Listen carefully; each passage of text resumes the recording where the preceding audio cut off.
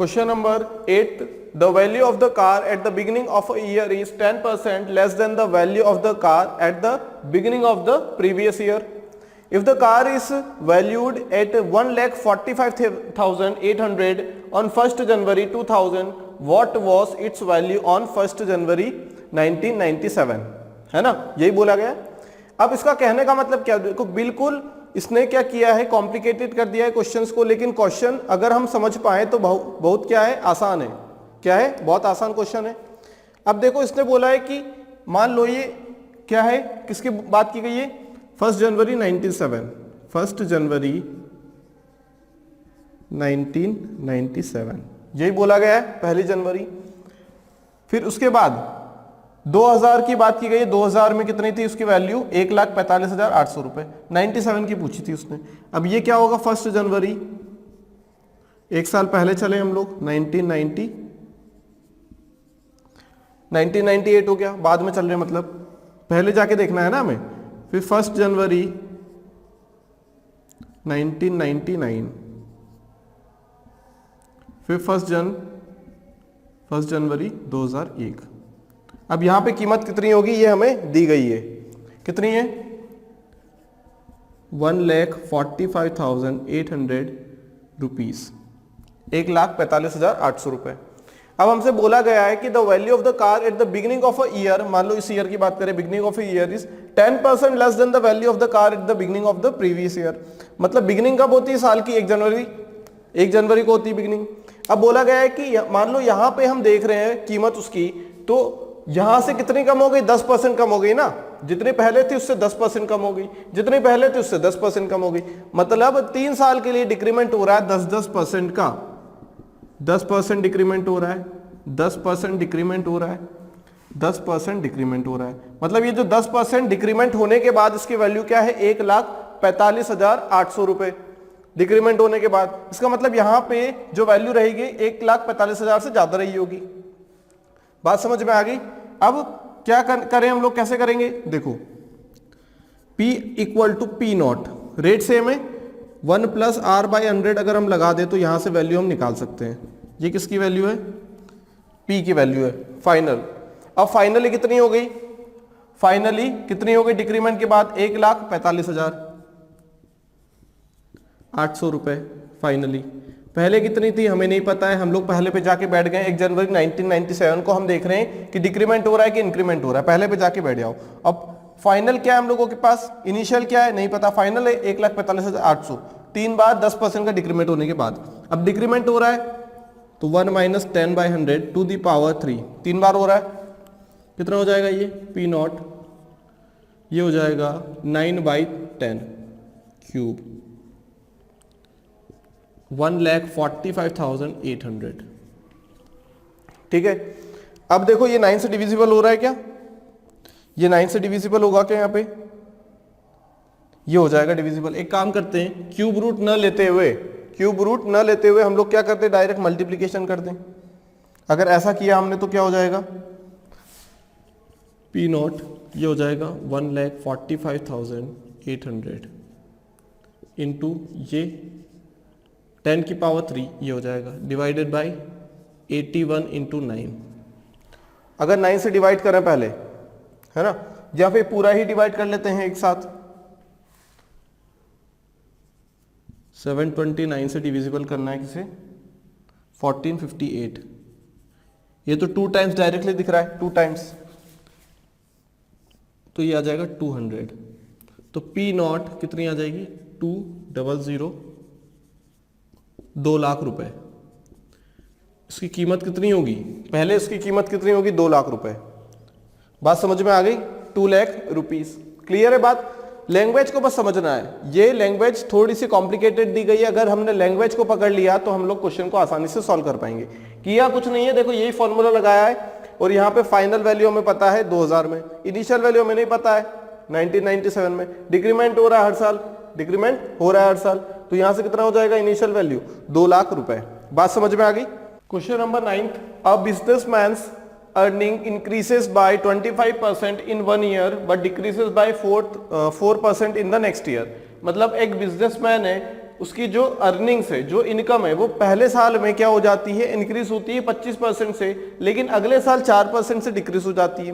फिर नेक्स्ट साल क्या होगा, नेक्स्ट ईयर क्या होगा, फिर 25% से इंक्रीज होगी, फिर डिक्रीज हो जाएगी। तो ये पैटर्न चलते जाता है, कहां तक, 5 साल तक। और 5 साल के बाद उसकी जो टोटल अर्निंग होती है वो होती है ₹72,000। हमें बताना है कि what is his present earning, उसकी अभी की जो अर्निंग है वो कितनी है, कितने रुपए उसके पास, ठीक है, ठीक है, उसकी अर्निंग बतानी है। अब मान लो उसकी अर्निंग क्या है, X रुपीस, हमने माना X रुपीस। अब पहले साल में कितनी हो गई, पहले साल में कितनी हो गई, 25% बढ़ गई, मतलब 125 हो गई, ठीक है। दूसरे साल की बात करें, कम हो गई, कम हो गई ना 4 से, ठीक है। फिर तीसरे साल की बात करें, फिर बढ़ गई 25% से। फिर चौथे साल की बात करें, फिर कम हो गई। फिर 5वें साल की बात करें तो फिर बढ़ गई। ऐसे 5 साल हो गए, 1 2 3 4 5, 5 साल के बाद अब उसकी जो अर्निंग है वो कितनी है, 72,000 रुपीज, 72,000 रुपीज। क्लियर है बात, ठीक है।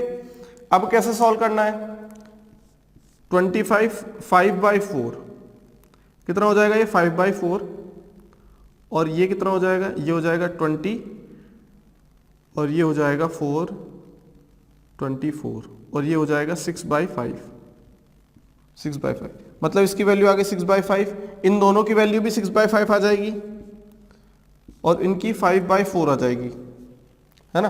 5 से 5 कैंसर, ये आ जाएगा 9/5, 9/5 आ जाएगा, किसका, 72,000 रुपीज का, है ना। 72,000 रुपीज का कितना आ जाएगा, सॉरी ये मल्टीप्लीकेशन में है ना इसके साथ, तो ये 5/9 आ जाएगा, ये है ना, 6 6 36, ये 9 टाइम्स, तो ये 5/9 आ जाएगा।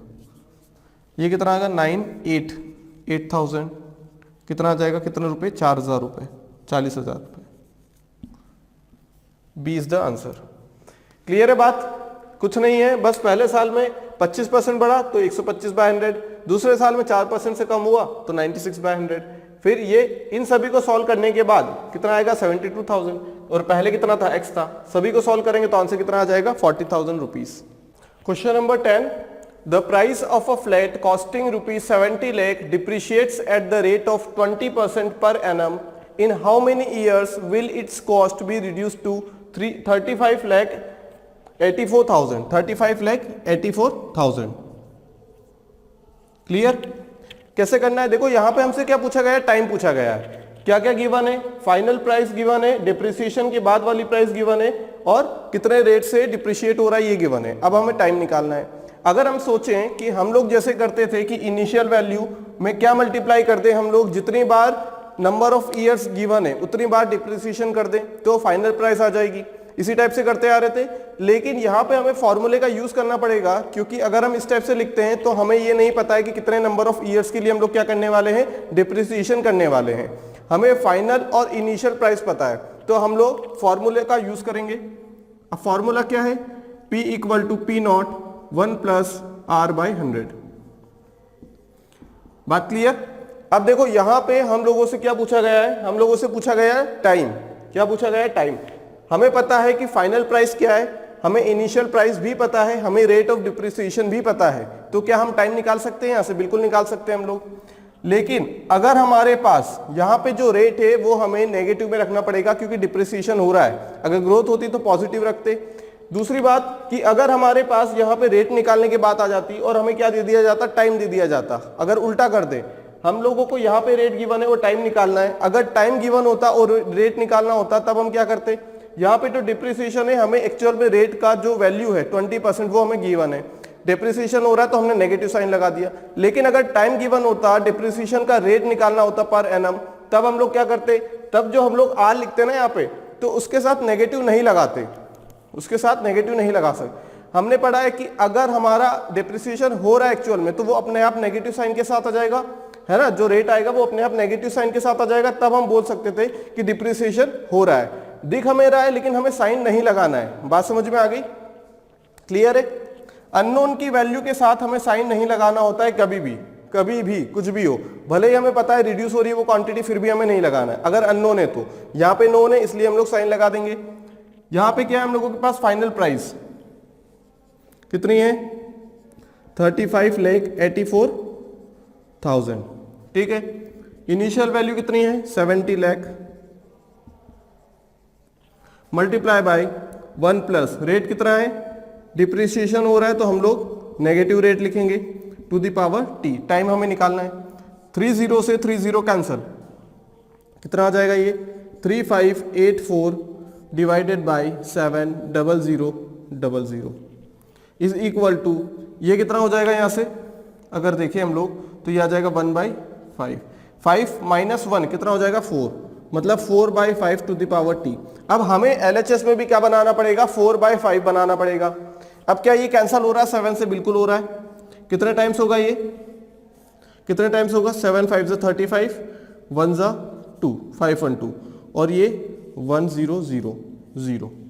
बात समझ में आ गई, क्लियर है, बात समझ में आ गई। कितने जीरो होंगे 1 10 100,000 10,000 लाख 10 लाख, ये कितना हो जाएगा 1 10 100,000 10,000 लाख 10 लाख, क्लियर। अब यहाँ पे कितना होगा देखो, अगर हमें बनाना है तो अब हम लोग क्या करें, यहाँ से किससे डिवाइड करेंगे, 4 से डिवाइड हो सकता है, ये किससे डिवाइड हो सकता है 4 से, 2500 2500 और ये 4 से करेंगे तो 128, कितना आ जाएगा ये 128।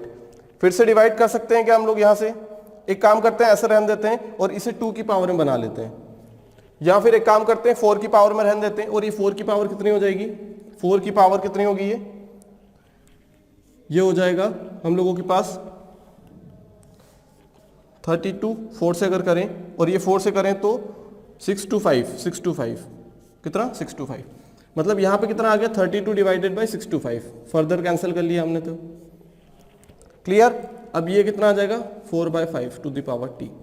अब ये 4 की पावर में लिख सकते हैं क्या हम लोग इसे, कुछ 4 की पावर में लिख सकते हैं क्या ऐसे कुछ, ये किससे कैंसिल किया हमने 5 से कैंसिल किया, यहां से कैंसिल करने के बाद क्या चीज आएगी हम लोगों के पास, 30 से 30 कैंसिल हो चुका है तो वैल्यू बचेगी 3584 डिवाइडेड बाई 7000, ठीक है। ये 30 से 30 कैंसिल हो गए थे, 7000 हमारे पास बचेगा, क्लियर।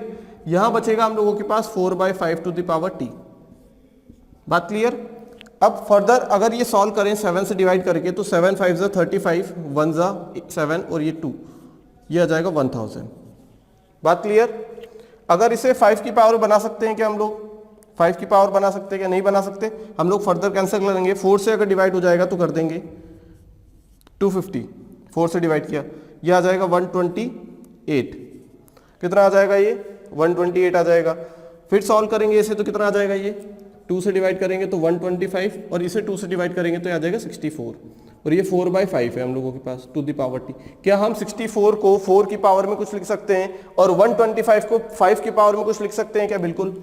ये हो जाएगा 4 का क्यूब, 4 4 जा 16, 16 4 जा 64, ये आ जाएगा 5 का क्यूब, है ना। 5 5 जा 25, 25 5 जा 125 और ये बचा 4/5 टू द पावर टी।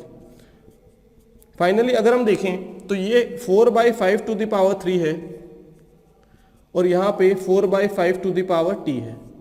इसका मतलब दोनों साइड जो बेस है वो इक्वल है तो जो पावर होगी वो भी इक्वल हो जाएगी, क्लियर। 4/5 यहाँ भी है 4/5, अगर हम कंपेयर करें तो ये टी की वैल्यू कितनी आ जाएगी 3 आ जाएगी, टी की वैल्यू 3 मतलब 3 ईयर्स। 3 ईयर्स क्या रहेगा हम लोगों के पास आंसर, बात क्लियर है। Question number 11, the bacteria growth in an experiment increases by 27% in the first year of observation and by 20% in the subsequent year, then the ratio of number of bacteria at the end of first year to the end of second year is, number of bacteria का ratio बताना है, ठीक है। पहले साल के बाद कितने बैक्टीरिया हो जाएंगे और दूसरे साल के बाद कितने बैक्टीरिया हो जाएंगे, ये हमें बताना है, क्लियर। कैसे करना है देखो, अब यहां पे देखो 20% तो ऐसा नंबर है जिसे फ्रैक्शन में कन्वर्ट कर सकते हैं, अगर फ्रैक्शन में कन्वर्ट करेंगे तो इजीली हमारे पास क्या चीज आ जाएगी रेशियो, लेकिन यहां पे हम लोग नहीं कर सकते क्योंकि 27% को अगर हम फ्रैक्शन में भी करना चाहें तो 27/100 ही आएगा, क्लियर। क्योंकि 27 और 100 में एक भी नंबर ऐसा नहीं है जो कॉमन है, क्लियर। दे बोथ आर को प्राइम नंबर्स, क्लियर। अब देखो करना कैसे, मान लेते हैं इनिशियली ईयर स्टार्ट होने के पहले इनिशियली नंबर ऑफ बैक्टीरिया, मान लो नंबर ऑफ बैक्टीरिया कितने थे, हमने मान लिया n नंबर ऑफ बैक्टीरिया थे, कितने n नंबर ऑफ बैक्टीरिया थे, क्लियर। अब पहले साल में इनिशियली n थे, अब पहले साल में क्या हुआ 27% इंक्रीजेस बाय 27%।